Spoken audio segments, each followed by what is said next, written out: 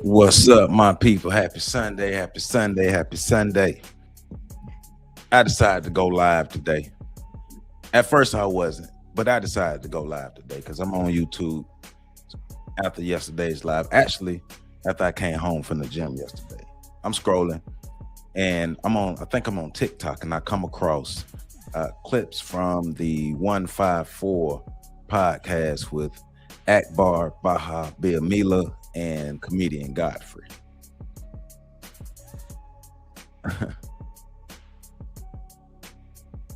Rise, rise, I hear you. So um I see the clips. And what's going on, Kiki? How you doing? I see the clips from two viral clips that went viral from this podcast. And of course, what's going on, Dub? Um several clips have gone viral from this podcast. It's an interesting podcast. And and let me say this off top. I don't have no issue with Godfrey. I don't have an issue with Godfrey. I've seen Godfrey stand up in the paint against other Africans and other Caribbeans for foundational Black Americans. So I don't have a problem with Godfrey, but I do think we need to get some things cleared up and some understanding. Now, the other guy, Akbar is a different story, especially the clips that went viral. But we're going to look at a couple things today.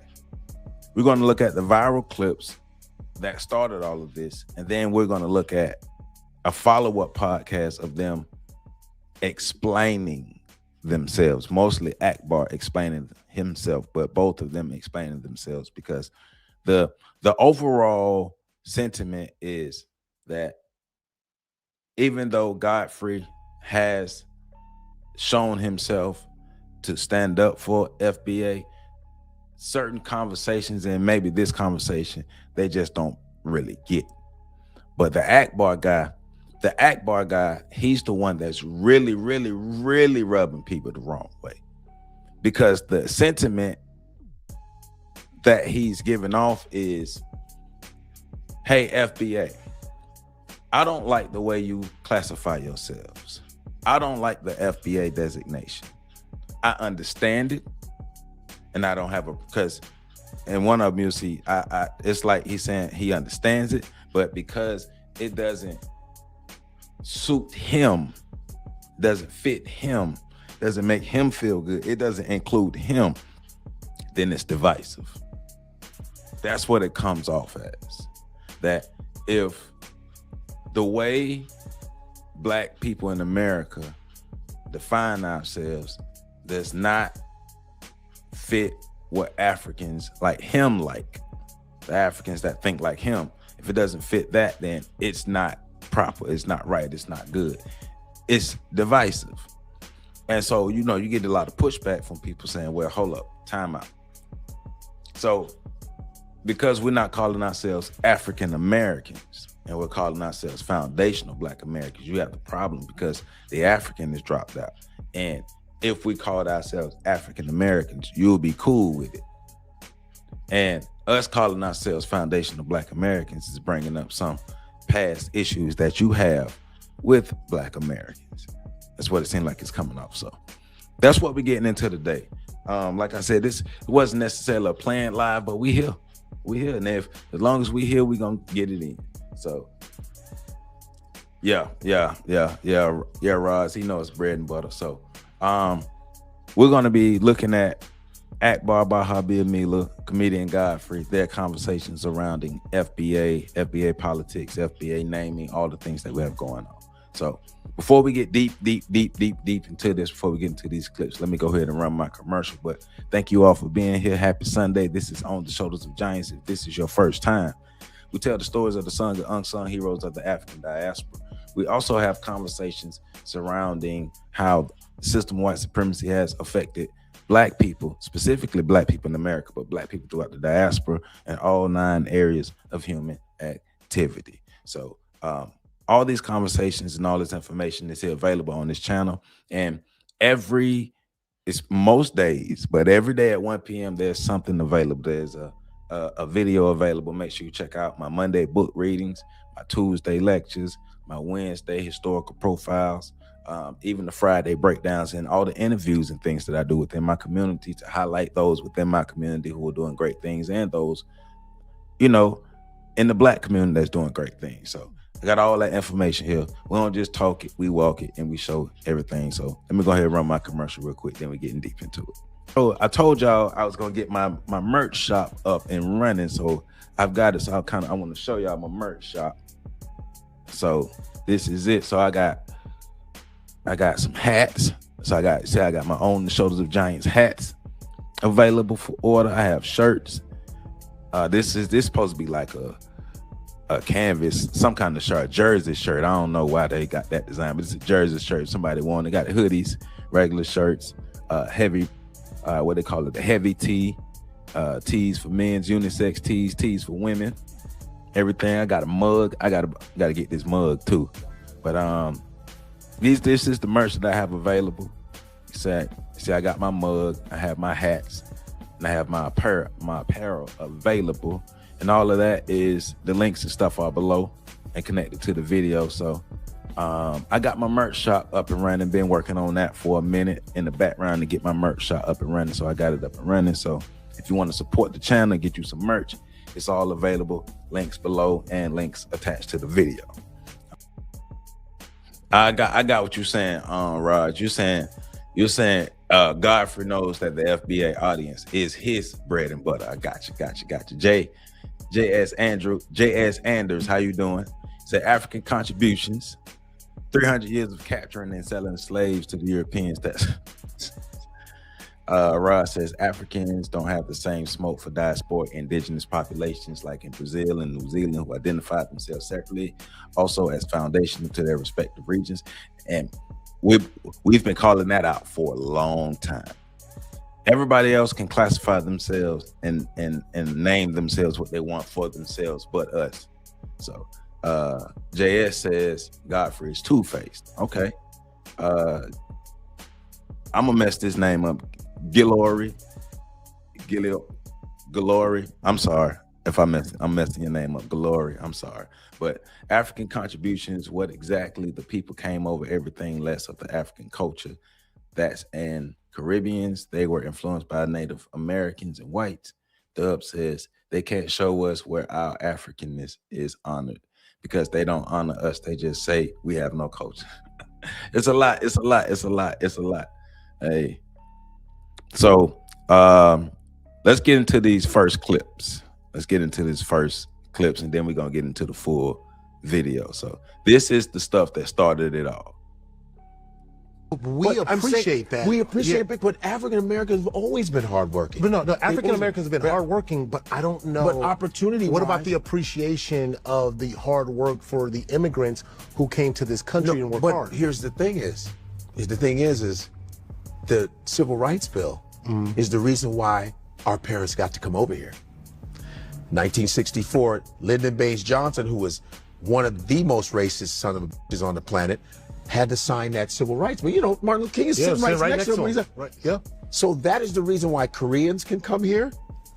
Koreans, Indians, Arabs, Nigerians. It's because of the Civil Rights Bill. Right. It's because of African Americans, foundational black, coming in here, busting their ass, being treated like shit, being hung, lynched, Jim Crow.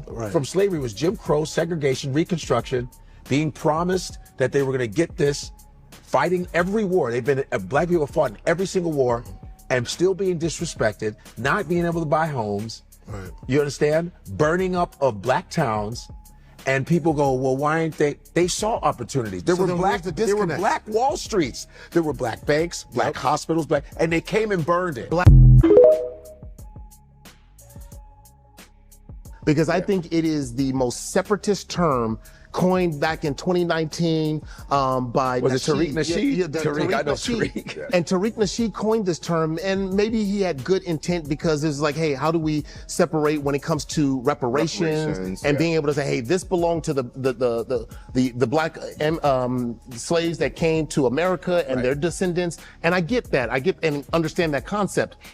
But what it does, it furthers this idea of separation. Yeah. And I think back again to childhood and the stuff that even as an adult, like, I'm not African, I'm anything listen what but he's saying. African, right? I got Indian in my blood. I'm Creole, I'm anything but African. And so when you say foundationally Black American, it's like, yes, I can say I'm foundationally Black American and I am not you. I'm like, no. Because like my father used to tell me, I don't know what all these fuss is about. They are the same people. You guys are brothers. Yeah. And they're like, my dad said, y'all brother. Man, we ain't your brother. We ain't African booty scratchers. No, but we look alike. No. Yeah. All right, man. All right, cool. Well, whatever. this came into when reparations was being considered. Yeah. When reparations came in, they're like, how much are Black Americans owed? It had to be codified. Right. They're owed a lot. Yeah. They deserve a lot. The inventions in America are damn near all Black. Let's just keep it 100. Yeah. All the stuff that people are using, from the doorknob to the escalator to the elevator to Medical devices. refrigeration, medical devices to pacemakers to GPSs to helicopter. We can just keep going. People are using it because a lot of white inventors were able to steal patents. Like Thomas Edison stole patents. Yeah, sure. Lewis Latimer's patent, they stole all of it. Yep. So they deserve reparations. Foundation, I believe that. 100% Black they deserve Americans, you deserve it. Now, if there's some money left, you can give it to us because we will call.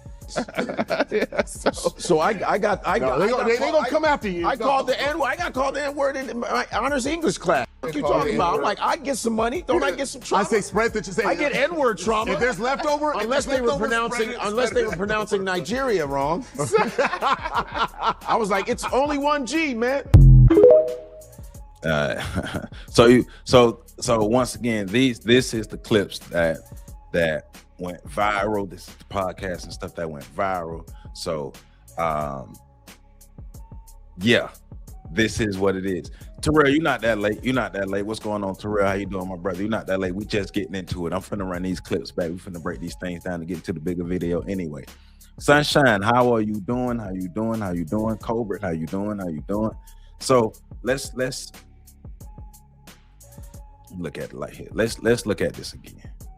We appreciate that. We appreciate it, but African Americans have always been hardworking. But no, African Americans have been hardworking, but I don't know. But opportunity. What about the appreciation of the hard work for the immigrants who came to this country and worked hard? Here's the thing.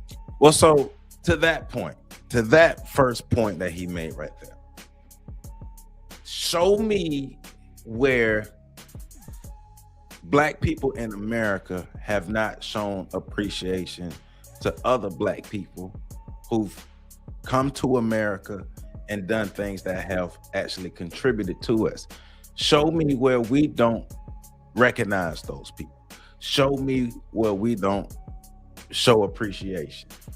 Because we even learn about those people in our history. Our historians laud and praise Black people, period, who have contributed to the forwarding of Black America, or even the diaspora, or even Pan-Africanism, all of that stuff. They laud all of those people.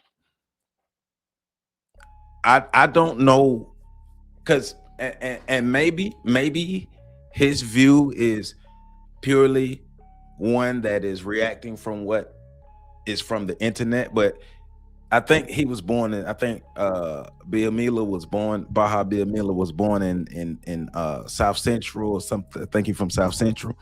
And so I'm not sure what he learned, and I'm not sure how much of our history and just Black history period that he's learned, but I don't remember seeing or hearing or learning to disparage anyone. And I'm a historian. I teach Black history to young children. We don't look down on anybody who has contributed anything. So he has a personal complex with Black Americans, and then he get into the African booty scratcher thing. Well, because it's and I think when we get into the longer interview, they're going to talk about the teasing and stuff. Well, I mean, yes, some people got talked about, but I did too.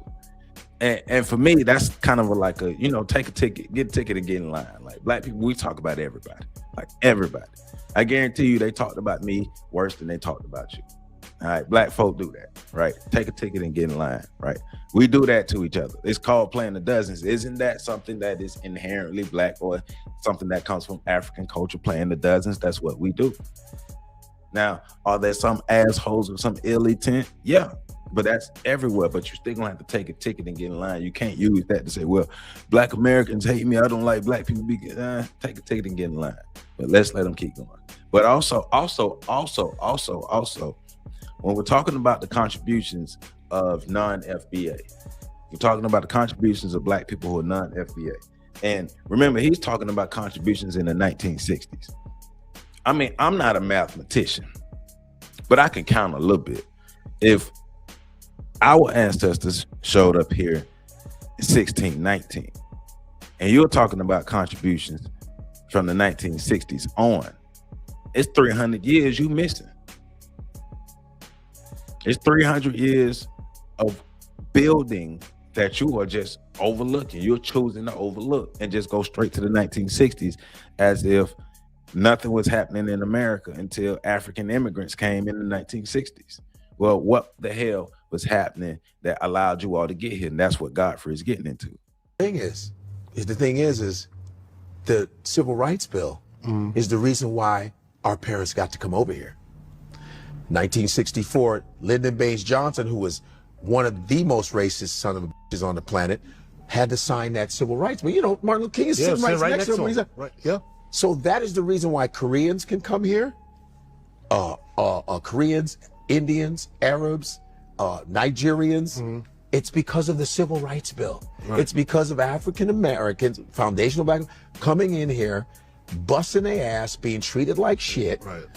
Being hung, lynched, Jim Crow. Right. From slavery was Jim Crow, segregation, Reconstruction, being promised that they were going to get this, fighting every war. Black people fought in every single war and still being disrespected, not being able to buy homes. Right. You understand? Burning up of black towns. And people go, well, why ain't they? They saw opportunities. There were black Wall Streets. There were black banks, black hospitals, and they came and burned it.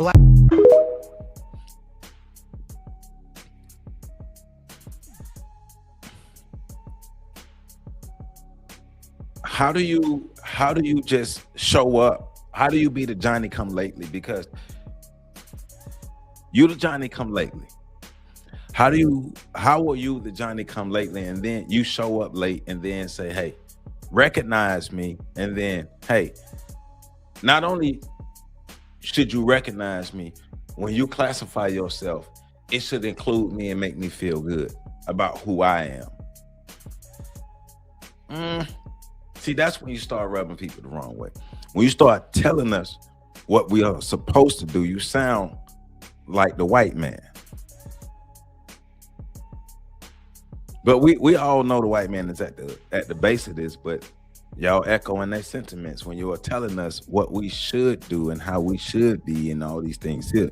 And once again, we always have recognized the contributions of black people, period. So he need to go read, because he don't know that. You can look at this channel.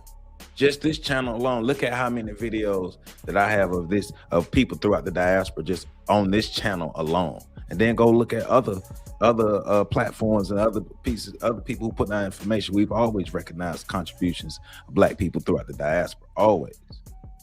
But at the same time, when you come into 1960s and we got 300 years of work and sacrifice and blood, sweat, and tears and dehumanization and all the most terrible things that you can think of, and we fought through all of that for 300 years, and then you show up and say, hey, recognize me. You don't think that's going to rub people the wrong way, my brother? You don't think that will throw people off? You don't think that would warrant a side eye? So imagine us showing up in Nigeria now. we be in Nigeria for a generation and then say, hey, recognize me. They're gonna look at us like we crazy. But also, imagine us going to Nigeria and saying, hey, Igbo, Yoruba, all the other cultural groups, don't call yourselves that no more. Call yourselves Black American Igbo or whatever I come up with, whatever makes me feel good. Call yourself that. How do you think the people in Nigeria will look at us? What do you think their reactions would be? I've only been in here a generation or two, and I'm already telling you how you should operate and how your culture should be. And I'm gonna dictate your culture based off how it makes me feel. How do you think people would react to that, my brother? But let's keep going. This is the one that really set people off, though. Because I think it is the most separatist term coined back in 2019 by Was it Tariq Nasheed? Tariq I know Nasheed. Tariq. And Tariq Nasheed coined this term, and maybe he had good intent because it's like, hey, how do we separate when it comes to reparations and being able to say, hey, this belonged to the Black slaves that came to America and their descendants. And I get that. I get and understand that concept. But what it does, it furthers this idea of separation. And I think back again to childhood and the stuff that even as an adult, like, I'm not African, I'm anything but African, right? I got Indian in my blood. I'm Creole, I'm anything but African. But see, the problem with that is, how are you going to tell me what I am? How are you going to look at me with a straight face and tell me what I am? But first of all, let's deal with the first part of what he said. Hold on, let me take it back a bit.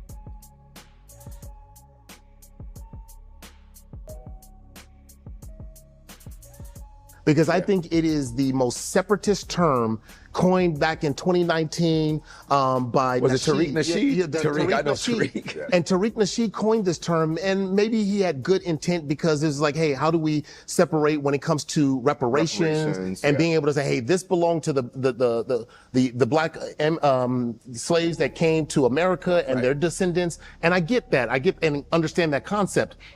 But what it does, it So first of all, let's make sure we get our facts straight. Because I think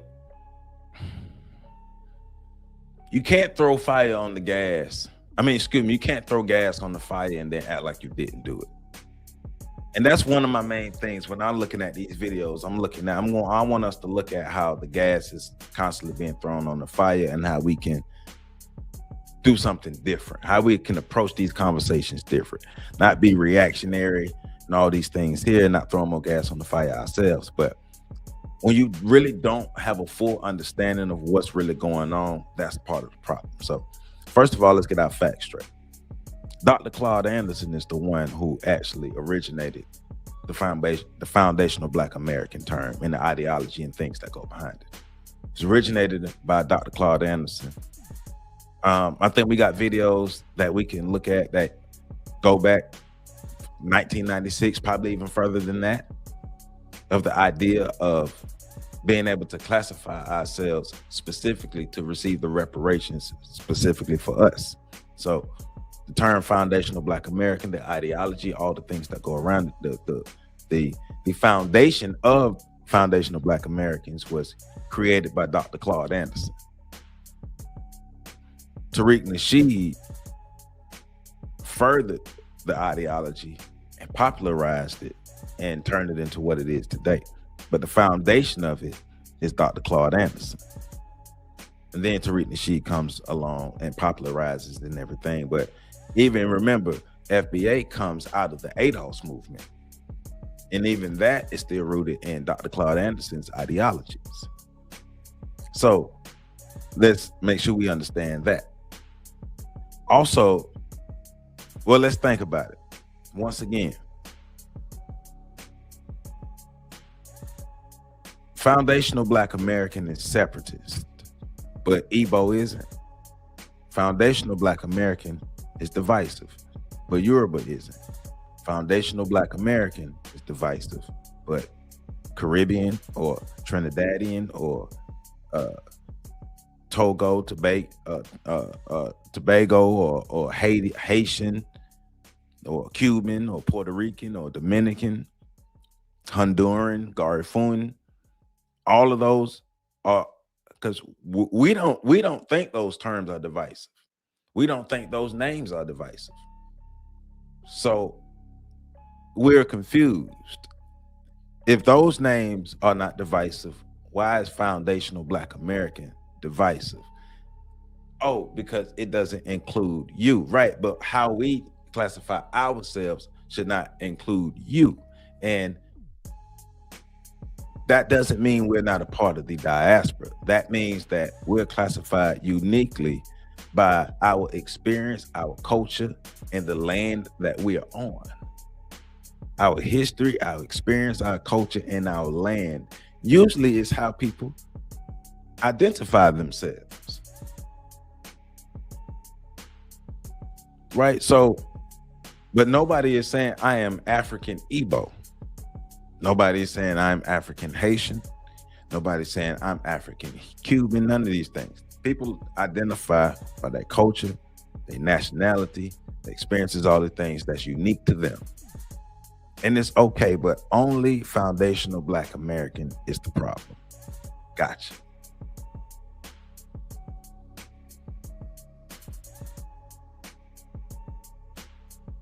You said Stokely Carmichael, instead of a romance novel, choosing a book off the shelf in her library, but she did not know who Dr. Claude Anderson was when I asked her if she was the Powernomics book. Hey. Oh, well, your mother. Gotcha. These people know what it is. They just can't pretend to be it. I mean, Shelly, that's what it sounds like. Because basically it sounds like the way he's framing it is almost like, well, we can't hitch a ride on y'all wagon no more. Y'all not gonna let us ride on y'all wagon no more. Y'all not gonna allow us to siphon off of y'all's names and accomplishments no more. So we don't like it. That's what it's coming off like, Shelly. I'm with you when you're right, Shelly. That's what it's coming off like. From this guy, that's what it's coming off like. Hey, the way you classify yourself should include me. It should make me feel good, and I should be a part of it because, you know what y'all got going on, and I need to be a part of that. And I was born here too, right? And there's a clear distinction between Africans of the diaspora and tethers. That's why the term tether exists. The term tether exists. The term tether is like the word nigga, right? Because it's extinct as a stark difference between Black people and niggas, just like it's a stark difference between Africans or all non-Black FBA and tethers, because all of them are not tethers. But this brother is exhibiting tether behavior. Chosen, what's going on? So we are done with genetic Black identities and false alliances used to benefit off the hard work of ethnic Black Americans. I ain't mad at it. Furthers this idea of separation. Yeah. And I think back again to childhood and the stuff that even as an adult, like I'm not African, I'm anything but African, right? I got Indian in my blood. Yeah. I'm Creole. I'm anything but. But how do you tell me that I'm not? Prove that I'm not. Prove that I don't have Indian in my family. Well, because I talk to my parents. I've been talking to my parents a lot more lately, rather, about where we're from, who we are, and all these things here. And my mom has taught us about that for a while. So from what my parents tell me, and from all the information that we have researched from our family, we actually do have people in our family, in our bloodline, who were here before the white man. And we actually do have people in our bloodline who came through the transatlantic slave trade.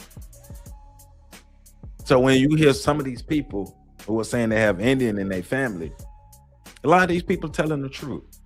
Creole, these people are telling the truth. Now, do we know that, especially like in the 90s, that people was using that because they didn't like just being Black American. Yeah, we know that, but that doesn't necessarily mean that that's true now. That doesn't necessarily mean that those people are lying,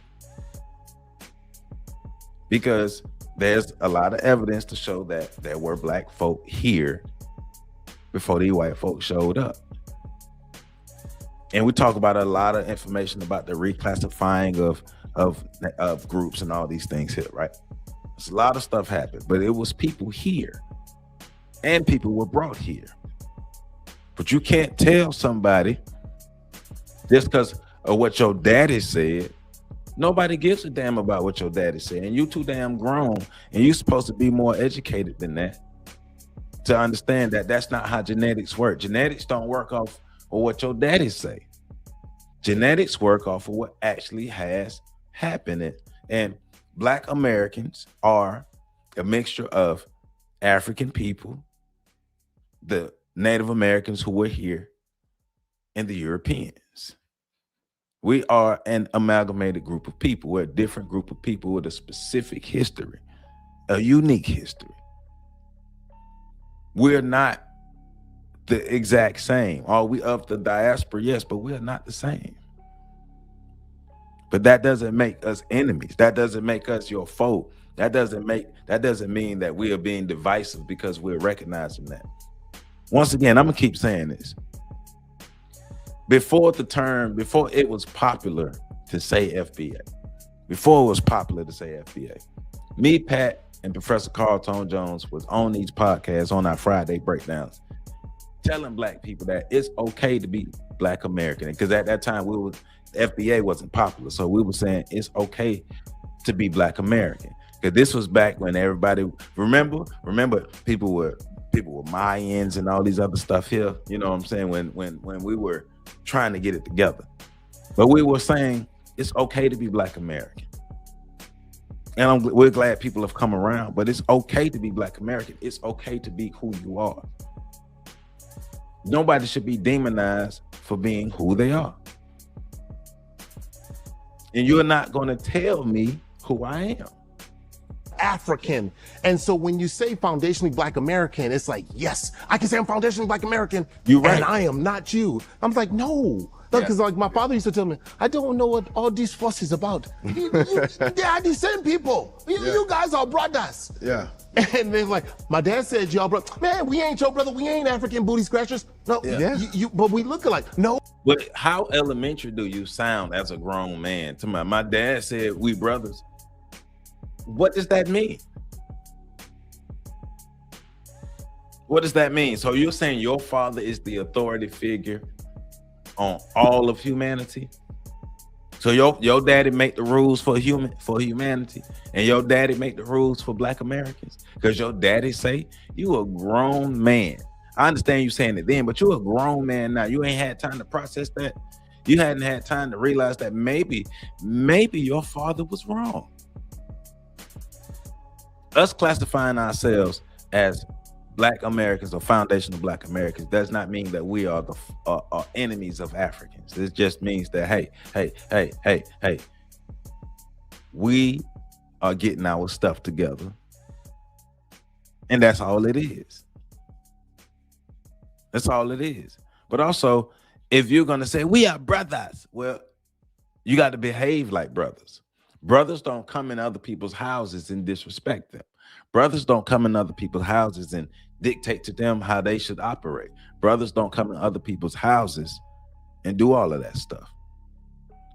If you are a true brother, you come in, you shut up, and you ask, how can I help? Because that's what true brothers do.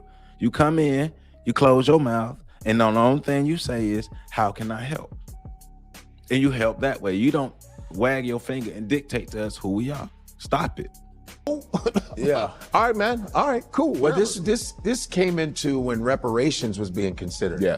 When reparations came in, they're like, how much are Black Americans owed? It had to be codified. Right. They're owed a lot. Yeah. They deserve a lot. The inventions in America are damn near all Black. Let's just keep it 100. Yeah. All the stuff that people are using, from the doorknob to the escalator to the elevator to medical devices, medical devices to pacemakers to GPSs to helicopter. We can just keep going.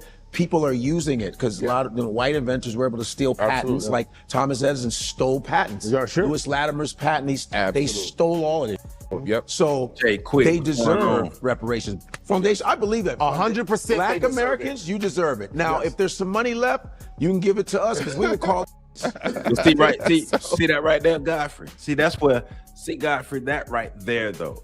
That right there is what got Black Americans looking at you sideways now, with the side eye. Because, hey, if there's anything left, go ahead and slide it our way, because it's almost like, hey, we're trying to make sure we can get what we can get off of you all. Well, no, Nigerians should be petitioning the British for reparations, just like we're petitioning white America for our reparations. Nigeria should be petitioning the British, because we're not going to say, hey, when y'all got stuff, if y'all got any money left over, go ahead and slide it our way. We're not saying that because we're not owed none of the money in Nigeria. Even, I don't care how long, if you got 4 generations of Black Americans living in Nigeria, whatever reparations the Nigerians should get, Black Americans don't have nothing to that. But when you talking about, hey man, slide me, see, that's what got us looking at you sideways now, right? And like I said, I don't have a problem with Godfrey, but I'm just saying stuff like that is what got folk looking at you sideways. So they gonna come after you. I got called the N-word in my honors English class. What you talking about? I'm like, I get some money. Don't I get some trauma? I say spread that you say. I get N-word trauma. If there's leftover, unless they were pronouncing Nigeria wrong. I was like, it's only 1G, man. And see, I see some of y'all comments that Nigerian tribes also sold us. They owe us too. So the brother Dennis Sperling was taking up that lane to take action against those African nations who participated in the slave trade. He said the young man in the green was a host on The Talk, and he always talked about being first generation living in America. He was a football player. Yeah, I wonder what's his brother, the Kamir Baha-Biamila, because the Baha-Biamila name rung a bell because I'm familiar with the football player Kamir Baha-Biamila. So you don't get your government to give you health care. How do you expect? Hey, man. Hey. But I mean, their reparations fight have nothing to do with us, just like our reparations fight don't have nothing to do with them, right? The way we classify ourselves have nothing to do with them as well, which is another problem in how we get to where we are. So this is the full interview. This is a 2-hour interview. Of course, we're not going to get through the whole thing, but we're going to get through a good chunk of this. This is the full interview of them explaining and trying to put some sense to what they were saying in those clips. So please hit that like button. If you have not, please hit that like button, comment, subscribe, and share. Happy Sunday. I appreciate all y'all being in here. And let's make sure we are not emotionally reacting to what they're saying, because I think we need to get to a space to where we're not emotionally reacting, but we see y'all and we're gonna call it out, but we ain't gonna emotionally react to it. So let's make sure we're doing that and continue having a good Sunday. Let's start the Sunday off right. But we got to get some straightening though. We got to get some straightening, because hey man, you're not just gonna say anything and just do anything and just think you're gonna dictate how we get down. So let's go. Black Americans, Black immigrants, we're one people. We have, yes, different struggles from different sides of the world, but all together we are united. So, I hope that this discussion really helps to kind of end that. Yeah. And in some way, maybe in our lifetime, like we were able to see and experience a Black president like Barack Obama and the contributions for so many other Black Americans that we know about, so many Black immigrants who've made contribution. There is enough to go around everywhere for us to be together, and nothing ever takes away from the idea that the Black Americans who built the foundation and this horrible history in America, that nothing takes away the Black foundation that built this country. No doubt. And so this conversation is to be additive. It's to be able to highlight that we are diverse in the way we are, in the way we think, in the way we are. The Black card gone away. This idea that there is only a monolith of being Black should be gone away because we're so many. Just like we vary in height and ideas and skin complexion, we're so many. So we should embrace all of that. 154. We all connected, baby. You already know. I'm talking 154. We bringing Africa around. But let me say this, J.S. Anders. I understand we are humans and emotions are a part of it, but we are adults and we should be in control of our emotions. And we should not allow anybody to dictate our emotions or how we respond to that. We should be responding in the best way possible. But to allow somebody to move us emotionally, that's not a good thing, though. So that's why that's why we should take our emotions out of it. That's why we should be in control of our emotions and then respond accordingly. Home bloom. Ain't no place like home. Ain't no place like home. Ain't no place like.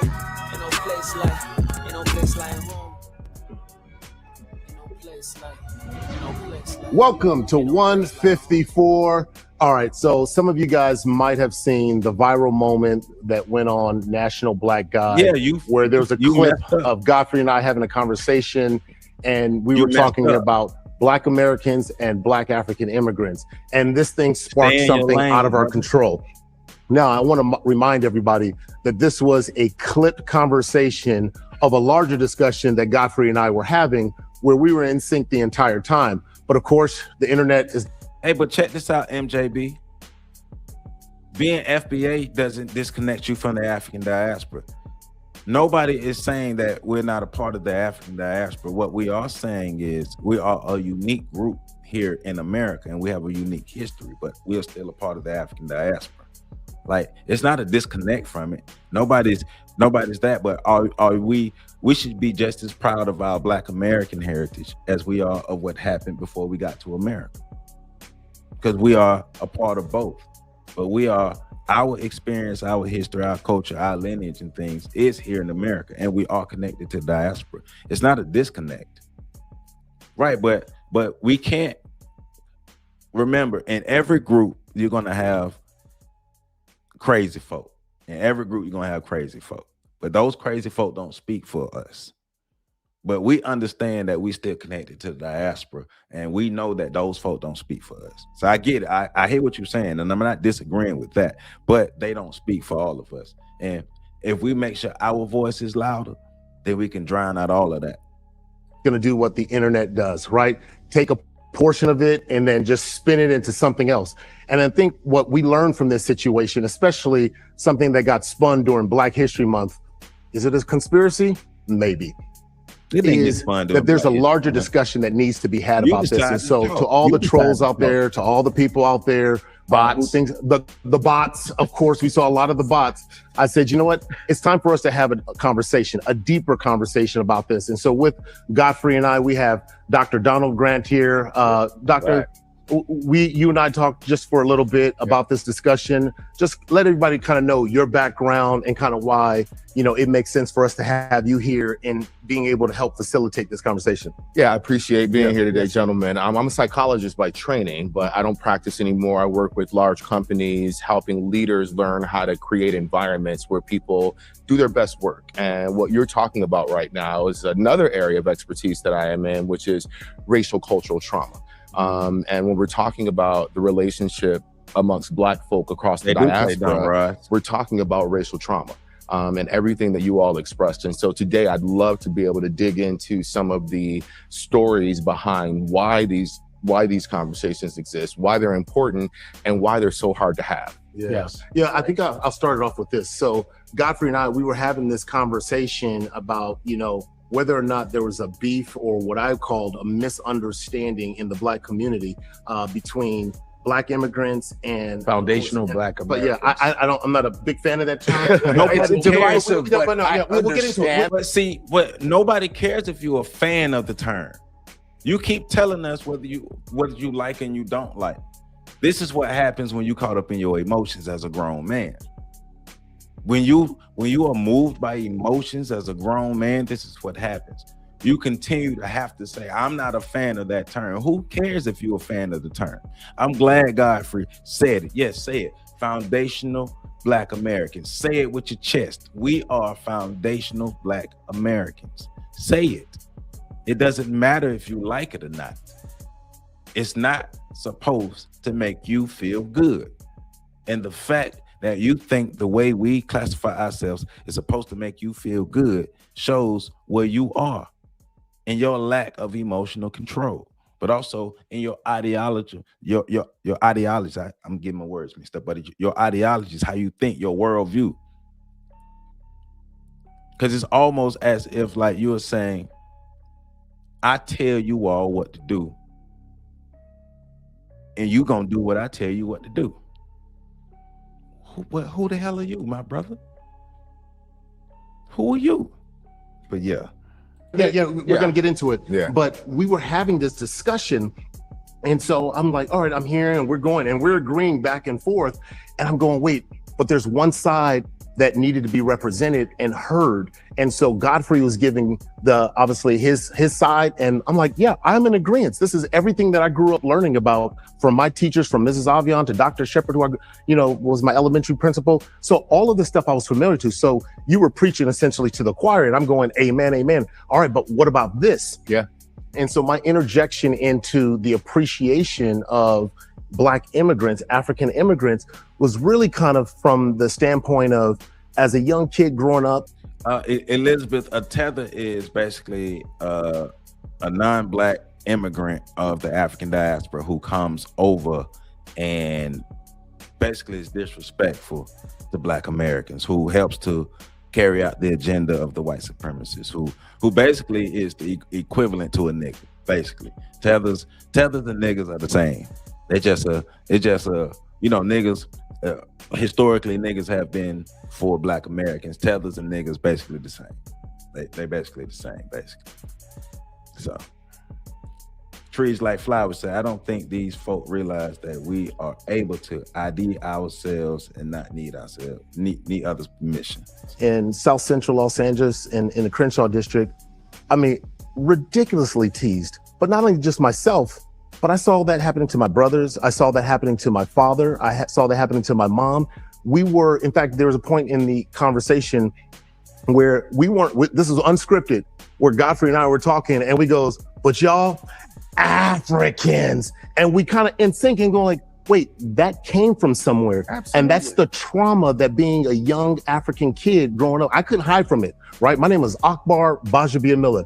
The first thing you knew, everybody was going to go off on me, right? Yeah. So I lived with that. I saw how people disrespected my father. And I'm going, wait, bringing it up triggered a lot of people. You can't, how dare you say, appreciate, like, wait, my father contributed to it. And I get it that it was on the heels of the Immigrant National Act of 1965. I get that.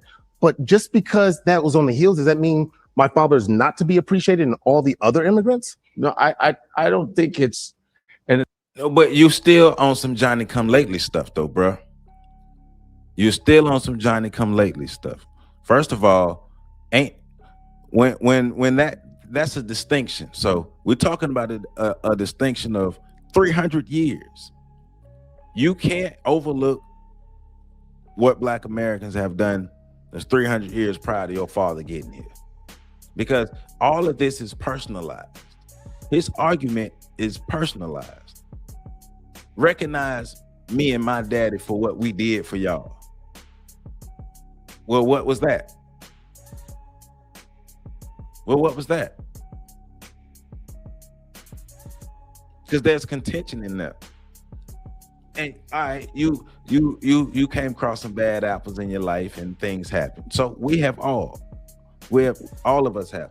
I've come across some very, very, very disrespectful African people in my life, but I'm not here with that same sentiment toward African people, because I understand how to differentiate between the individual and everybody else. He seemed not to be able to do that. You had some experiences with some Black folk. Cool. Leave it with those individuals.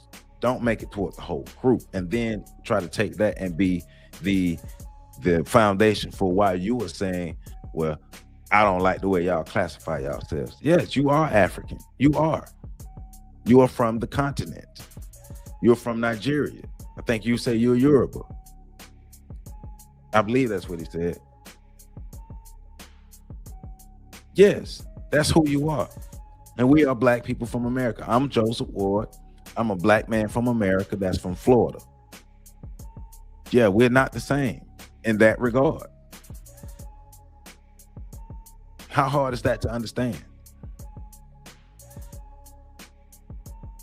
A person from Kenya and a person from Morocco are both African continentally, but they are still different people.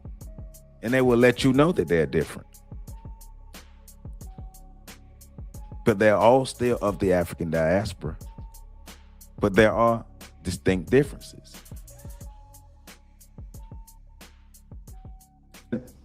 This is the backlash. This is the blowback. Yeah. I know where you're going. Yeah, right. Yeah. Because as much as I defend black Americans, I get stuff where they'll go, "You're not black American, you African." Right. And I go, "Eat a dick." How about that? That's what I do. Because I'm like, what are you talking about? I grew up in Chicago. Yeah. That's a very black city.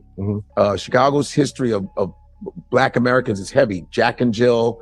You got the Chicago Defender. A lot of stuff started in Chicago. The Obamas. You know, the Obamas, Minister Farrakhan, he's like Nation of Islam. There's so much just so much in Chicago.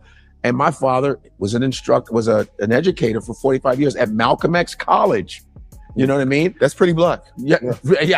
Taught on the west side of Chicago. Right. Yeah. My father had adult education programs for gangster disciples, Blackstone Rangers, and vice lords. Gangbangers knew my dad. You don't get no, and cats be like, "Yeah, your dad taught me how to read, dog. For real, we got your pops." I mean, and my mother was a nurse an OB-GYN nurse who delivered so many people's babies. My mother was known in Chicago. So our blackness. To your point, Elizabeth, no, for the most part, FBAs don't control the education of their children, but neither do all the other groups of people throughout the diaspora either. White people are controlling their educations as well, and they are able to classify themselves as who they are for themselves.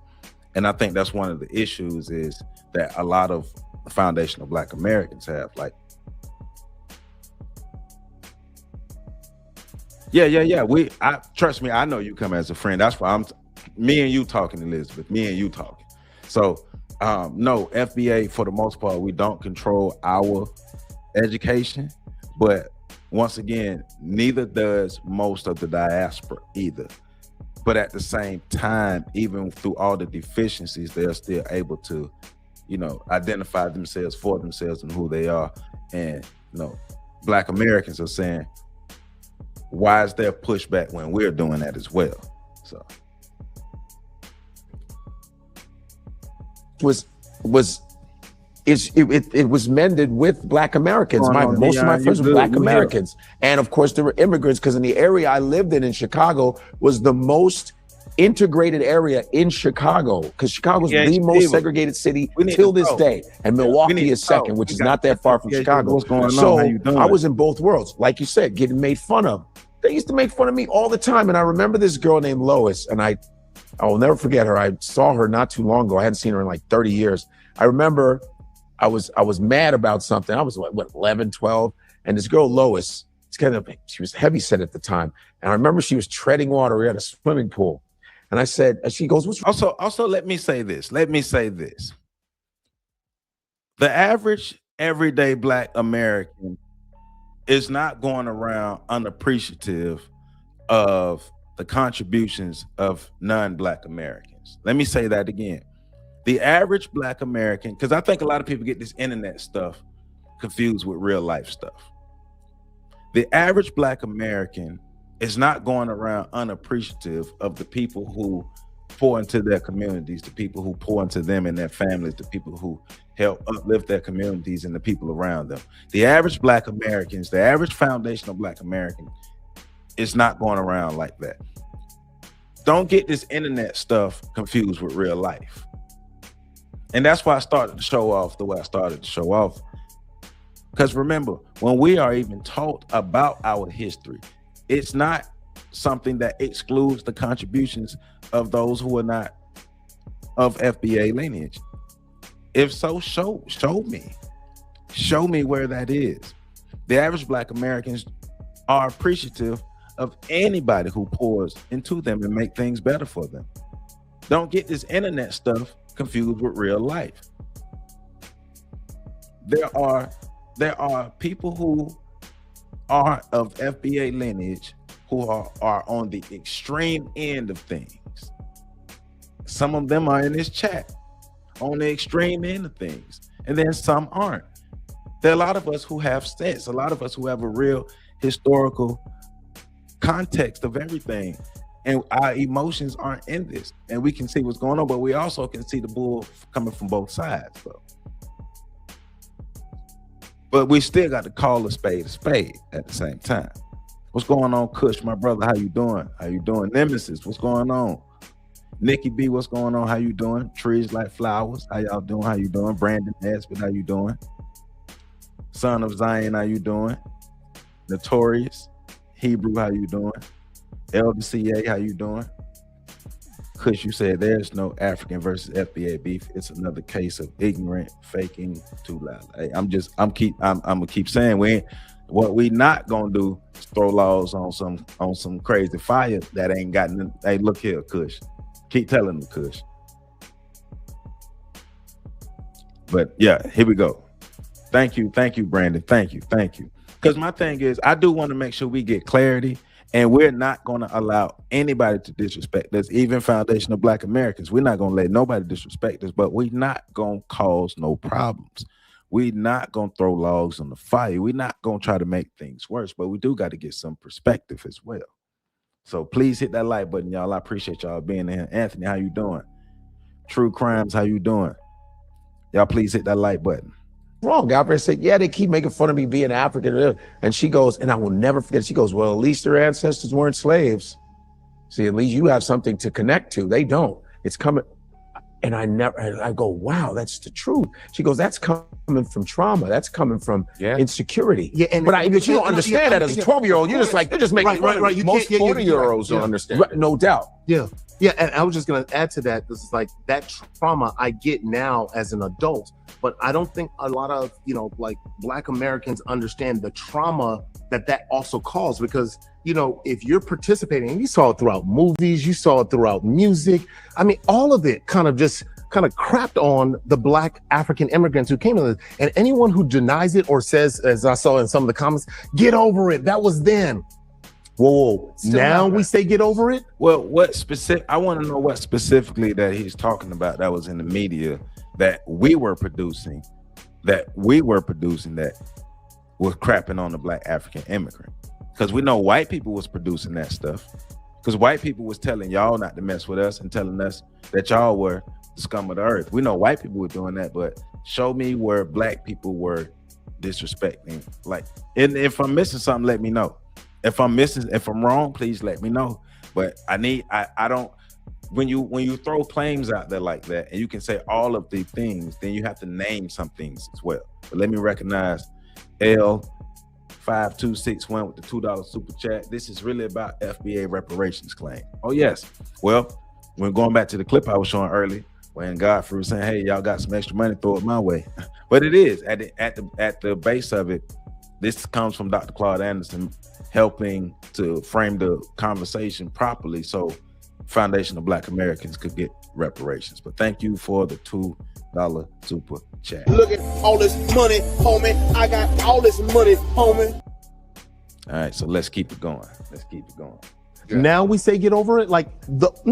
There's a conversation there, right? I'll let you get in on that. I mean, this is a part of the curriculum. I mean, we have to understand everything we're talking about is kind of grounded in this white superiority ideology. No doubt. And remember, we're not talking about white people as individuals. We're talking about the curriculum that's created. So when African immigrants are told about Black Americans, they're told never be like Black Americans. That's right. When Black Americans are told about African immigrants, they say, at least you're not from there. And so there's this original story, this narrative that when a Black American man meets a Black African immigrant, they're both dealing with colonial trauma, Yes. yet neither of them has been told the same or the correct story of one another. And so that is the initial beef. And the ultimate goal of it is to maintain separation between the entire diaspora. I mean, just think if we were able to get Accra, Lagos,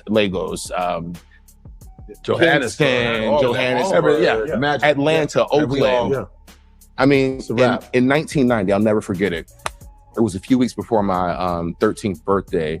Public Enemy released "Fear of a Black Planet." Fear of a Black. We were in line for that. Yeah. So I remember getting the cassette tape. Yeah, me too. And so, again, talking about being hindsight in 2020, the things that we don't understand is that Public Enemy was talking about Black geopolitics 35 years ago. Yep.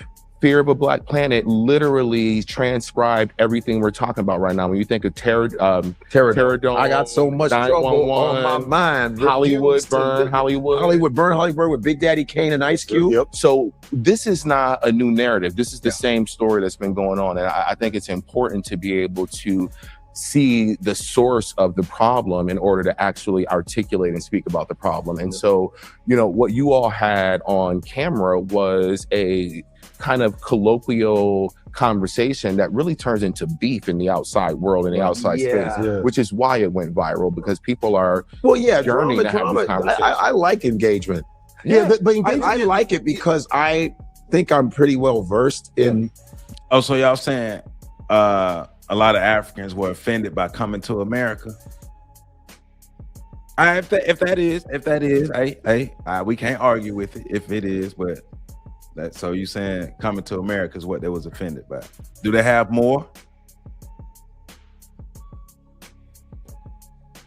This because since I was 18, we started at the African American Cultural Center at University of Illinois. We had we got together and did a Black book reading club. Yeah. We brought in Stokely Carmichael. I met Francis Cress Welsing, Dr. Naeem Akbar, Breaking the Chains of Psychological Slavery from Florida State. He came. I met Eleanor Holmes Norton, who's still a senator. Absolutely. These people, I sat and talked with them, Sister Soldier. Yeah. So we brought them in on, we put our money together and brought these speakers in. We had another brother named Ajwa Kwesi who taught us pre-slavery history, real African history. We had him 3 times. Steve Coakley from Chicago, another historian. So I was going to big time lectures, and then I was going to Savior's Day also. Yeah. So I had all of that. I have over 200 books, African American history. Yeah. You know, Nelson George. One of his books is Boo-Hoos, Baps, and B-Boys. Yep. Yeah. I've read that. So I was very well versed in James Baldwin. Yep. But you know what? Max, And our parents, because I think this is important. Just like I'm sure your parents supported you understanding that being here in America, my parents did the same thing. Growing up in South LA, where my elementary principal, the late Dr. Genevieve Shepard, she made sure that not only did we learn the Black National Anthem, not only did she bring in and get us connected to being able to listen to Jesse Jackson and to Andrew Young and getting us to Washington, D.C. I'm a 6th grader going off to Washington, D.C. and learning all the different history when it comes to Black Americans and the contributions in this America. Speaks to the gravity of this problem, though. This speaks to... So if you understand all that and you've been taught all that, I'm not understanding the conversation then. I'm not understanding why you are having a hard time with FBA delineation. I'm not understanding why you're having a hard time with the classification. If you've been taught our history, if you're saying you understand our history, you understand the struggle, you understand the fight, you understand all that stuff. So why is there a problem with the self-actualization? Because at the end of the day, that's what it is. It's self-actualization. Why the problem with the self-actualization? Because you walk around as a proud, I think he said he's Yoruba, he's either Yoruba or Igbo, one of them. You walk around as a proud Yoruba or Igbo, proud to be that. And nobody has a problem with it. I'm confused. Because you say you know, but then you talking like you don't know. So come on now. The deliberateness with which white identity has been saturated throughout all our environments, because you all are talking about the conversation that happens between Black Americans and Black immigrants, but it's a similar conversation happening between Black Americans and other Black Americans. And that's the level of depth that this is. Yeah. My first encounter with white supremacy was not from white people. I was growing up in a housing project in Buffalo, New York, where I was consistently told, you talk white. Oh my God. Yeah, now my response would be, my response was consistently, it's actually you speak white, but obviously I didn't say that, but I can be that. But so the thought is that every single intersection of Blackness has a level of beef associated with. But if you, I'm confused again. If you all understand the psychological job that happened to Black Americans or Black people, period, throughout the diaspora, especially here in Black America. If you understand what has happened to us psychologically, then you will understand the self-deprivation. You will understand the vacant esteem. You will understand at your old age, at your grown age, you will understand. You could look back and understand the why behind the behavior. But that same behavior is consistent throughout the diaspora. Look at the 54 countries in Africa. Look at what they're going through. Look at all the other African nations and countries and things throughout the diaspora. It's not something that's specific to Black Americans. But if you understand it as an adult, when you go back and you think about it, there's context, right? And with the context, you would say, that's why they said this, and that's why they said this. But then you should be able to take the emotions out, because look how he's squirming in the chair every time they say something. But you keep telling us you understand. If you understand, you'll be able to take the emotions out of it. We know white people was at the foundation of all of this. We understand that. White people are at the foundation of all of this. So let's look back with some understanding. The same reason why Black folk talked about me, little peasy head Joe. Yeah, they talked about me too. That's what we do. The vacant esteem is there. But is there understanding or isn't there understanding? That's where I'm at now. Because if you understand, then you would have the reasoning. All right, when I was this age, they said this because of this, and this, and this. And you be able to look at it better and not have such the reactions that he's having. So I don't know. Yeah. And so the reason that exists is to maintain division and separation. And an important note that we'll probably get to later is that colonialism, we oftentimes speak about it in the past tense. Yeah, right. It's still going on. Yeah, like, so you talked about that, because I want to get in, because that was something in the comments.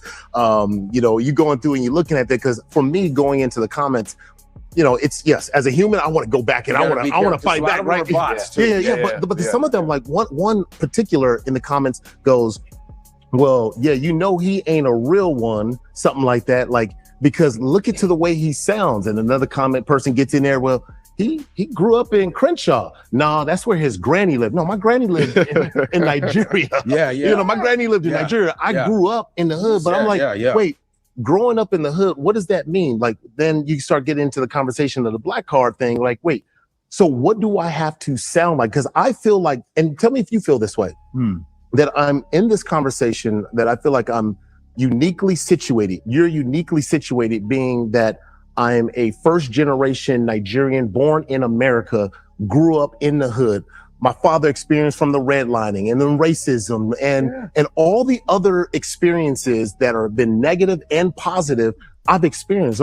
So where does that idea come of? Somebody I get to question your blackness because of the way you sound. Like what the hell is that? That's the dumbest but it ever, man. Well, for one, once again, that goes back to our vacant esteem and how we see ourselves. Black people do that to black people, period. There's nothing exclusive to him. Black people do that to black people, period. But it's also the same as when, you know, you have conversations with people from the continent who are having conversations with black people from America, and they ask a black person, where are you from? And a black person say, I'm from Texas. No, where you really from? My people from Texas. No, where you really from? Both are the same. Both are checking your blackness and trying to check your black card. But that's what black people do to each other throughout the diaspora because of the conditioning, because of how we see ourselves. But he has to have some understanding that it's not something that is exclusive to him. You don't think black people told me I sound white? Matter of fact, not only did black people tell me I talk like I'm white, black people told me I was Muslim because I was intelligent. Black people told me I talk white and I have to be Muslim, specifically part of the Nation of Islam, because I got intelligence and I got common sense. Black people told me that. Black people told me a lot of stuff. But it's a part of the experience when it comes to people who have dealt with 400 years of trauma and it's unhealed. Yes, but once again, if you studied the information and you know the experiences, you know all of that, you should understand that. It should come with some understanding. Black people throughout the diaspora do that to each other. Doing stand-up comedy. Oh, have you experienced that? Yeah, of course. They would be like, why do you talk white? You talk this. It's trauma.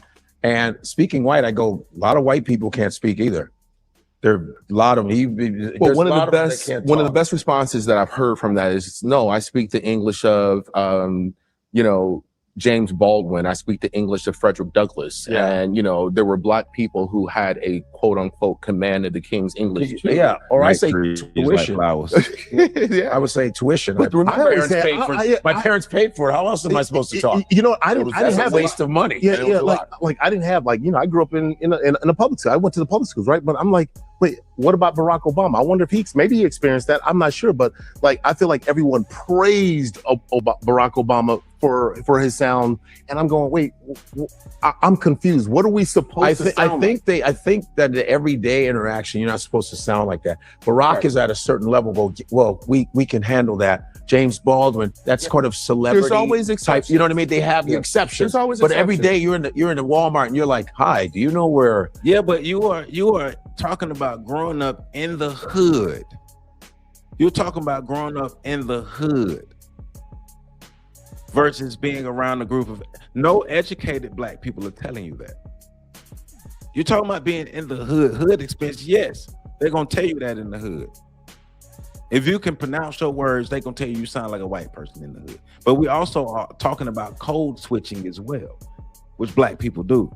And code switching is something that's real. Matter of fact, I got a whole book on code switching. Do I? Hold on.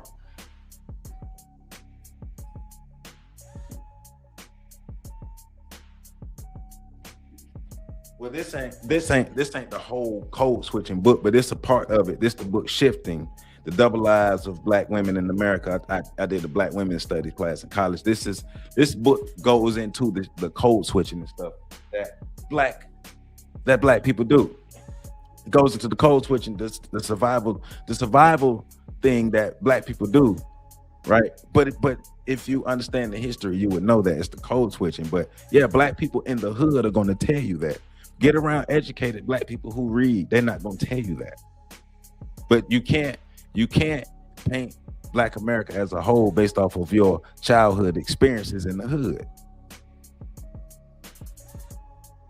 Underwear is. Remember Do the Right Thing? Remember Do the Right Thing? They had the pictures on the wall, and they're sitting there, and these individuals didn't like black people. So he was like, well, what about Prince? What about Michael Jordan? He's like, they're different. Or when he's like, you always say this, that, but who's your favorite artist? Prince. Oh, who's your favorite basketball? Michael Jordan. He's saying they're exceptions.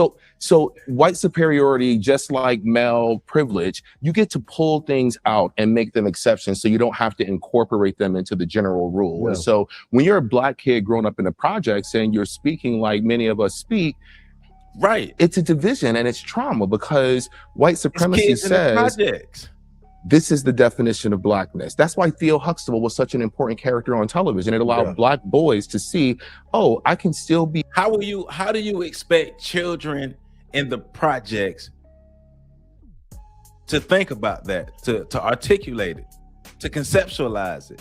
Children in the projects Are you expecting some kind of complex thought to come out of children in the projects to really conceptualize this and break it down and understand what's going on? No. But why don't you have a different perspective by now? Do you know what the children in the project said to me? Come on, man. Come on, man. You can't paint your experiences of foundational Black Americans based off of your experiences as a child in the projects. Wow. Be just as Black as I need to be, still speak this way, still dress this way. When you think about Andre 3000, he allowed hip hop heads to see a different type of Blackness because he was an exception. And so we have to understand that the messages that we get demand that we stay in a particular category in order to be Black so that people can continue to pull and separate us apart. Yeah, your dad participated in the foundational experience of South LA, of the Crenshaw district, back when there was still redlining, back when people still couldn't get jobs. So yeah, your dad did experience the exact same things that Black Americans experience, in addition to the intersection of the immigrant. No, his daddy did not experience the same exact things. And I think that's one of the problems with this. Nobody's taking away his father's experience, but you're taking away the experience and all the things that happened that led up to that. I think that's the part that a lot of people are looking sideways at this whole conversation. And you see a lot of the backlash and people are saying they still don't get it. It's because for once again, the everyday people that both of their fathers touched, the everyday people, all of those people are grateful. None of those people are dismissing any of those contributions, but you still got to recognize that there's a different perspective, because 300 years of history happened before the 1960s here in America with Black people. And when you talk about something that's foundational and things that are being built, if you're going to say, look at my contributions, we see them and we recognize them, but your contributions have nothing to do with the 300 years that happened before you got here. And I think that's the missing link between that. Like, both can be recognized. And it seems like with Baha Biamila, the missing piece is, or I'm still stuck at what they said to me when I was a young kid in the projects. And because I'm not over that, I can't see and recognize those 300 years before that. And I can't see and recognize you guys' self-actualization because of what you've done to me, and it doesn't include me. That's how he's coming off. That's how Baha Biamila is coming off. Experience. Yeah. Now, when you put all that together and remember the messages that everybody is being told, he is primitive. He is below you. And then you see him succeeding, you naturally have a trauma response because the world has told you for generations that he's nothing. Yeah, right. He's nothing. Why is he doing that? And then it creates this divide in the same way that your dads probably received messages about Black Americans and maybe consciously or subconsciously told you, don't be like him. You see that guy on the street? He's like that because he's a Black American. There's no fault of his own doing that. That's just what happens. That's how white supremacy works. This is what was told to me, and this is how I perceived it growing up. And I think this is why I think I stand on the side that a lot of people disagree with. And I truly believe that this is the interpretation for most. This is my opinion, that this is the interpretation for a lot of Africans. And I don't want to dismiss, there are people who probably said Black Americans are this and whatever. So I don't want to dismiss that. But for me and my experience and how I grew up, my father came from Nigeria and came here in 1974. So obviously coming from the Biafra War. But not only that, and this dawned on me, it's like, wait a second. My dad lived in Nigeria when it was under colonial powers of the Great Britain. That's right. As a kid, you don't conceptualize time that way, so you don't get it. It's now that I'm adult. Wait. Nigeria got their independence in 1960, October 1st, 1960. My dad was born way before 1960. He was under the colonial rule. Mine too. And I'm going, whoa, so that blew my mind. So here it is. And this is how I've kind of, problem solved this. My father came to this country. My mother came to this country, and they saw a better opportunity. Now, I could understand from a Black American saying, yo, like Jim Crow and slavery and everything that has gone on in Black American history, like, hell no, we don't have it good here. And I liken it to this. When you get what happened there in Africa, and you get the colonizers who come over and they steal, just come out there and steal, that's called slavery, right? And bring them over to another house called America. But before they leave, they set that bitch on fire. And they put Africa on fire and destroyed their economy, destroyed their religion, destroyed their people, destroyed everything, separated family. People forget that. They separated families. Yeah. So dad over there, mom over there, dad over there, kid over there. Like they separated. Yeah. And then to say this one years and years later generation, some of the same people that were being making fun of, you might have been making fun of your cousin. Right? You might have been making fun of your cousin. We're all cousins. Yeah. That's right. Literally. You're right. Literally. And I'm talking about like from the direct line, but I yes, know. your cousin, yes. Yeah. But you set that on fire, right? So now you're over there. Yes, it's bad. I'm not taking that away. It's bad what happened in America and what's happening in America. And you're over here in a burning house and you're going, I got to get out of this burning house. I'm coming over there. And I'm going to go, wait, they have way more opportunities than I do over here because my house is burnt. You're picking the lesser of the two. Yeah. Okay. If that's okay, our house is burning and we have nowhere to go. We were taken from one burning house, from one house that was set on fire, to another burning house, and we have nowhere to go. And the reason you are here is because we fought in the house that is still burning. Still to this day, the house is still burning to this day. And we fought to have some semblance of some kind of place in this burning house for ourselves in the house that's still burning. And we've done such a great job that you are able to escape your burning house and come to ours and then try to dictate our house. We have nowhere to go. We had to stand and fight. We could not leave. Where are we going? Where are we going? What you said makes no sense. What he said, how is that helping his argument? So you mean your father actually had the means to leave Nigeria and come to America? He must have been real privileged. Your father must have been real privileged to be able to move his whole family from Nigeria to America. You know how many Black Americans don't have the privilege to leave this burning building, this burning house, this house that's been on fire forever since we got here, even before we got here, this house that's been on fire? Are you serious, my brother? Your father growing up in colonial Africa. But also, this is the victim Olympics. This is the trauma Olympics. We had it worse than you all. We had it worse. You guys have no room to complain about anything because you guys never went through what we went through. Oh, I didn't know we were playing the victim Olympics. But basically,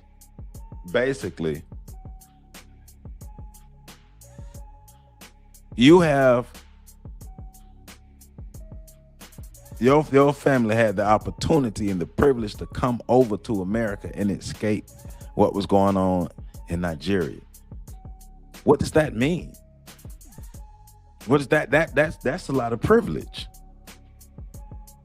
That's a lot of resources that your father had. But why didn't y'all stay? Why didn't y'all stay and fight? Because if that's the argument that you were going to go with, if that is the argument that you were going to go with, then a rebuttal is, well, you know, we stayed, like Godfrey said in the clip earlier, we stayed and fought in our burning house. And because we stayed and fought in our burning house, you were able to be here and reap the benefits of us fighting for what we have in this burning house. You were able to leave one and come to another. We can't do that. Where's the influx of Black Americans going to Nigeria? Where's the influx of anybody going to Nigeria? You guys chose to come behind enemy lines. You guys chose to come to a place, to a white nation behind enemy lines, because it's a better opportunity for you all. And the reason why you all are able to do that and have the opportunities is because of what we did, the fighting we did. Because we had, and remember, we ain't got nowhere to go. We have nowhere to go.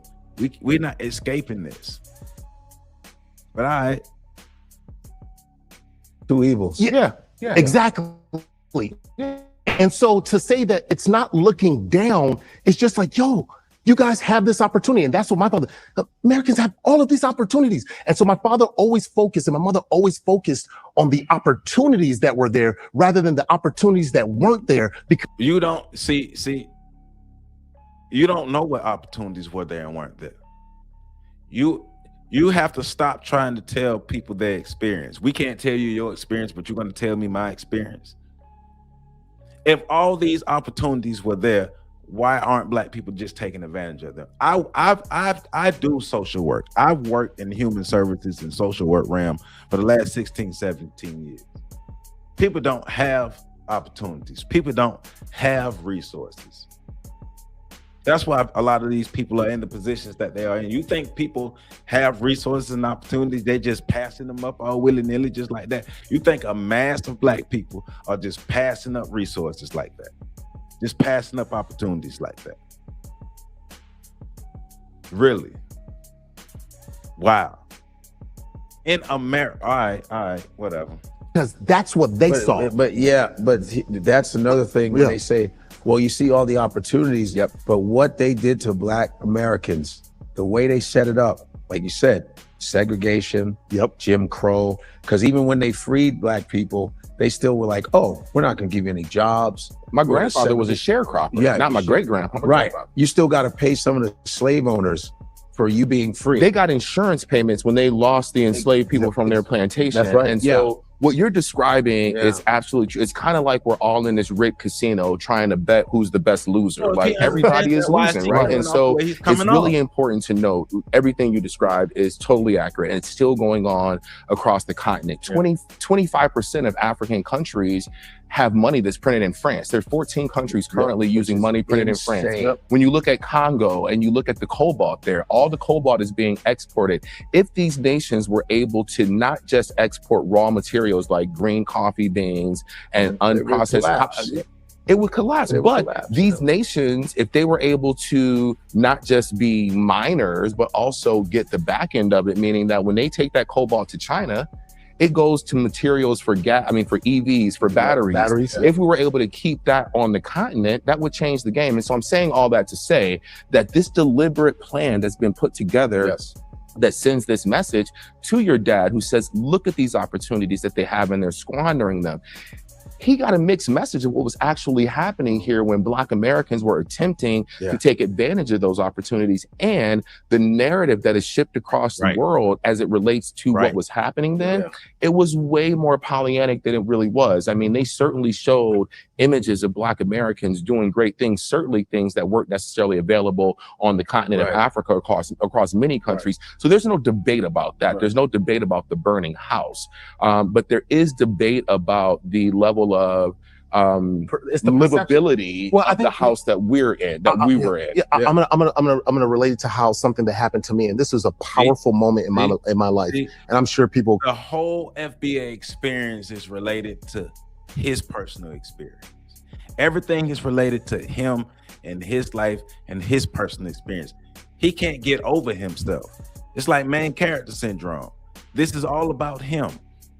This is why the internet is on his ass. This is why people is on his ass. He's making everything about what happens in Black America about him and his personal experience and how he grew up and how he feels and all this. Get over yourself, bro. Go to hell, man. Grow up. Grow up. Stop acting like you understand what's going on, and then through all that, you bring it right back to your personal experience. Let's listen to what he about to say. Come at me and whatever. But growing up, I always felt that I grew up poor.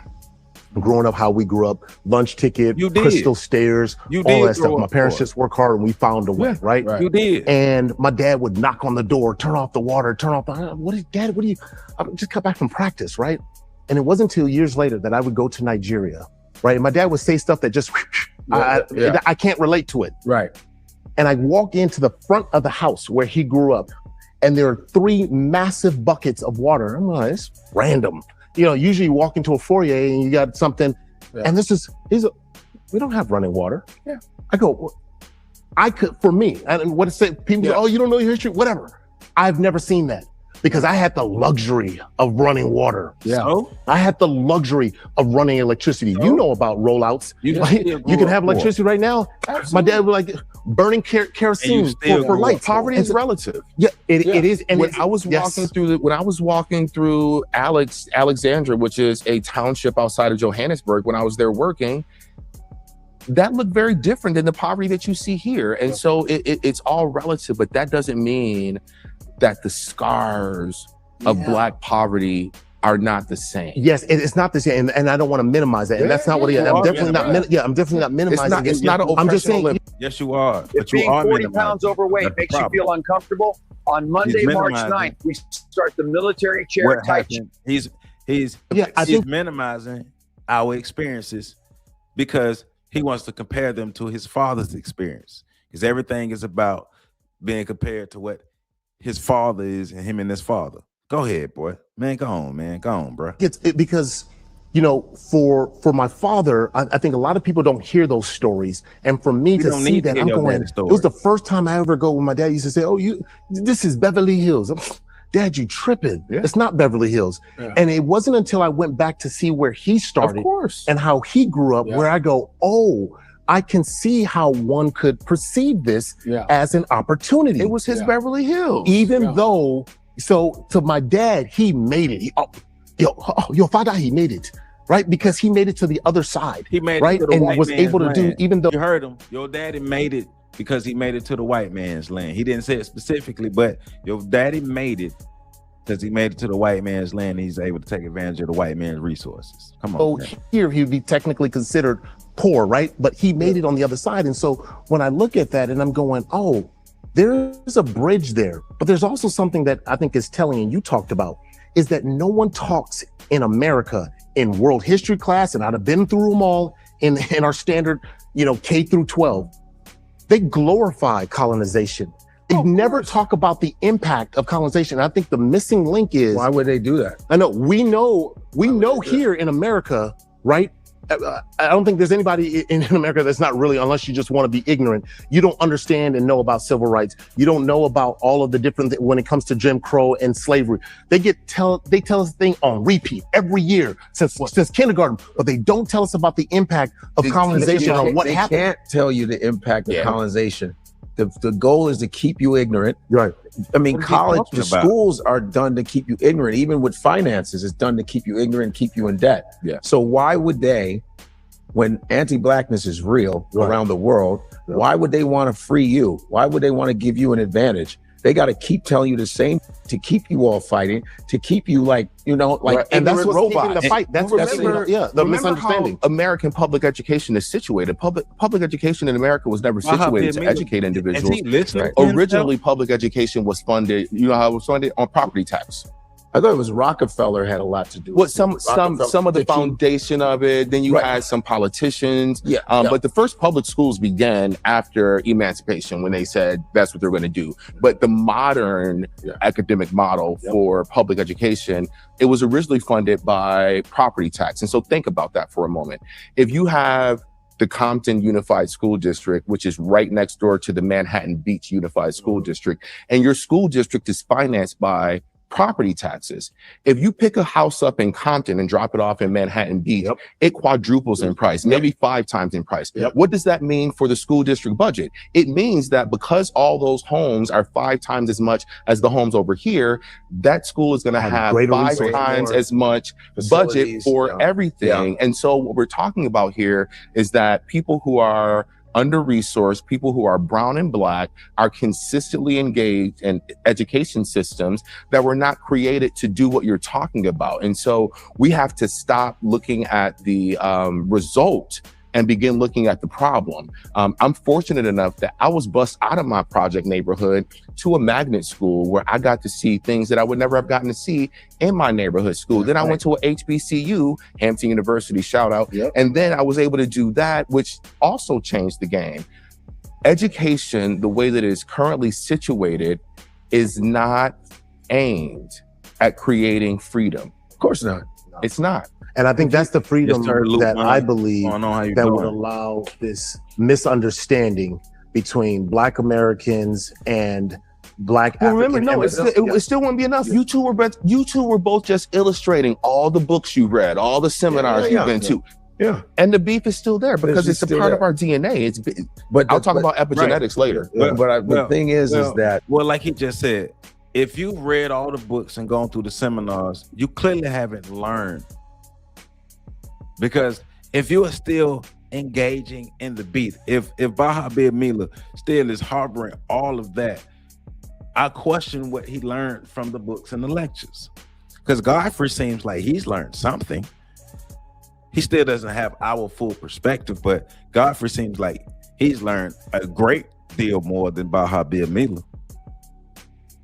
Just listening to both of them talk, he's still holding on to what happened to him as a child and what his father went through and all these things, because that is the measure of what success is, and that is the measure of hard work and poverty and all these things, and blackness should be defined around that. What's the point of the reading and the lectures if you don't understand what you're reading and what you're hearing? It don't make no sense. It sounds corny, but it's like saying diet and exercise, which is actually true. Right. Reading about self-knowledge is real. Just start it off because it's heavy trauma. Absolutely. So me as a Nigerian American, I said, let me read about the Black American experience because I'm around it. I'm part of it. I'm living it. It's normal. My friends on Mississippi, Kentucky, you're about to go to the NAACP awards. I mean, that's a thing. Thank you. Right, exactly. The National Association for the Advancement of Colored People. And y'all work on that name, I think. You got it. Yeah. I wish Tyler would say the same I wish thing. they would change Maybe it. But anyway. That is like, you need to have that, even though James Baldwin said a man that's conscious is always in turmoil. But I'd rather be that and and deal with that turmoil than not being ignorant to because it's happening. They're still going to behave the way they behave. Absolutely. But I'd rather know, why are they behaving that way? Right. It's like, you know what I mean? When people people love to tell Black people to move on. We're probably the only race. Why don't we just move on? I go, what if you went to a doctor's appointment, right? And they didn't pull out nothing. They just said, all right, bend over. You're like, wait, what is the first thing they pull out? Your medical history. Yeah. They always pull out your medical history. History is always, In football, let's do sports.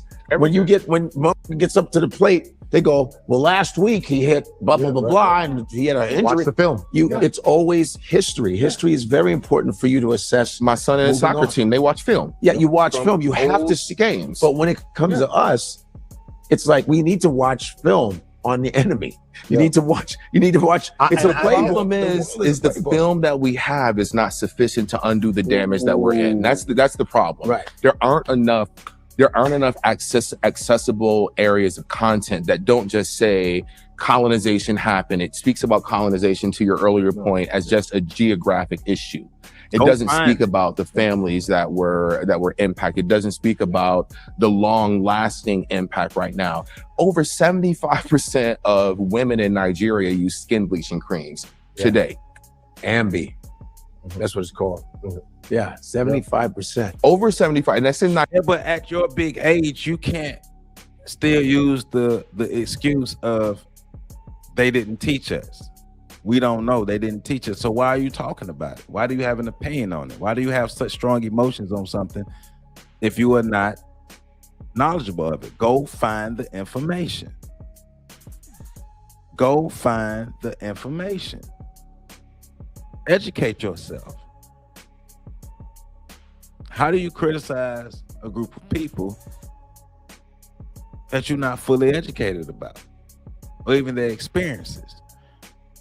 That's like me having beef with people from Tunisia, and I don't know nothing about Tunisia. I can't have beef with the African continent because the African continent ain't done nothing to me. I'm not ignorant like that. I don't have a problem with somebody classifying themselves as what they want to classify themselves as. I don't have a problem with people self-actualizing. I'm not understanding with Baha Bill Mila.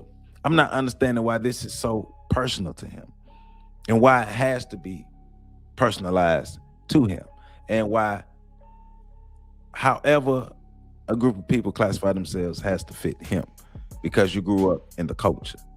And once again, I guarantee you, if you go talk to the people who his father and Godfrey's father affected, they will show you great appreciation. But then they're taking what some people are saying online who's never encountered this father and saying they don't appreciate my father's contributions. And then my father set the tone for what poor is and what Africanness is and all these things here. And then. But you're well read, you're educated, but you don't get it. And see, conversations like this, hopefully conversations like this can lead to better understanding. And we don't have time to get to the full conversation. The link to the full conversation is in the description. But conversations like this don't help unless you have some real clarity that can come out of it. Like, shout out to the guy in the middle who's doing his best to help, but I think he need to be a little more aggressive. But Baha Bill Mila, he seems like he came in with an agenda. I don't like this, and because I don't like this, this should be like this. Well, you're gonna rub a whole continent of people wrong like that. And then his thing is, well, I am one of you. Are you? So if you're one of us, you shouldn't have no problem. You should fully understand what's going on, have no problem with it, and support it. And be quiet and ask, how can I help?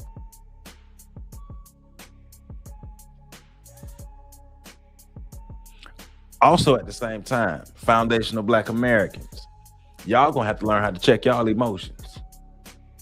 Y'all gonna have to learn how to stop reacting to everything somebody says. Y'all gonna have to learn how to stop getting mad at everything every time somebody says something, and always having something to say that's helping throw more logs on the fire. If we can all articulate at the end of the day that white people are at the foundation of this, we can all say white people started this. So why are we willing to continue it? Understand, we're not going to take no disrespect, but we haven't learned how to control our emotions as adults.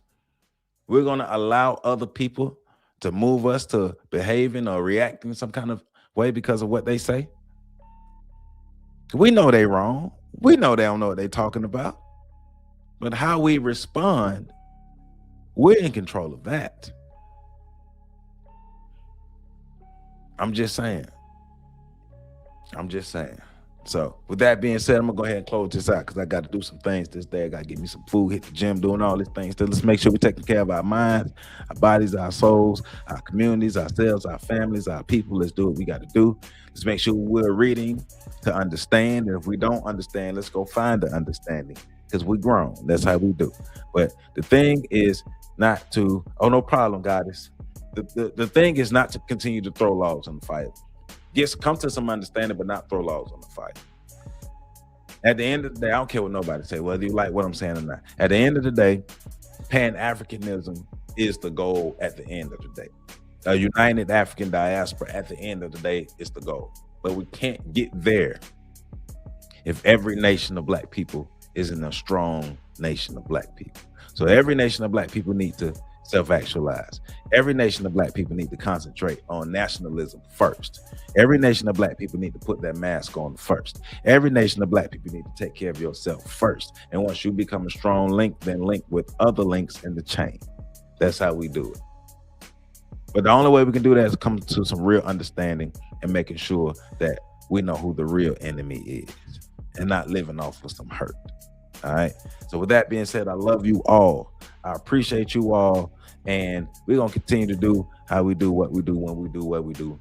and all that stuff. So I see y'all live again on Tuesday. Y'all have a great Sunday. Peace out.